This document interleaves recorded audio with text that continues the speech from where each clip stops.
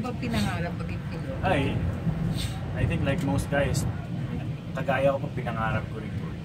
Kasi, exiting grade school ako nun.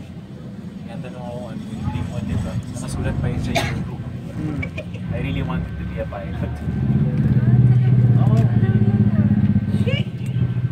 Tuwa nga siya nung nag-ano kami, parang immersion. He had to go through pinayagan kami, nagpaalam sa cockpit, andun siya. So nakikita niya, lumipad siya along with the pilot. Sobra siyang happy doon. Practically spent the whole day with the pilots. Wow. Domestic flight. Domestic. Pero talagang mula dun sa briefing nila, kasi may flight briefing. Mula dun hanggang sa pag-board, hanggang sa pag-iintay, hanggang sa pagtanong kay captain na papaboard na ba, Cap?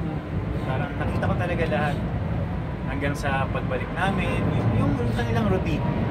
You know which buttons to push na sa Ay, well, hindi ko po alam kung paano magpalit. Pero medyo, I'm slightly familiar kasi hindi ko naman, kasi baka, syempre alam ko kung gaano kahirap yung pinag-aaralan ng mga gustong maging piloto.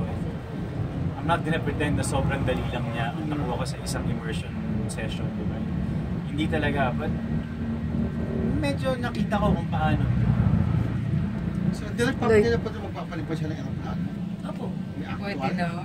Hindi naman. Hindi naman tayo papayagan. Kailangan niya mag-aral ng kurso. Alam naman natin yun. Atin na lang yun.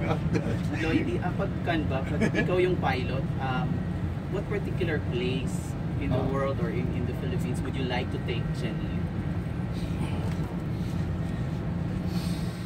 Wow, ganda. Sa Sobe. Sa Clark? Dito na tayo sa Sa Clark? Hindi, kung kaya ko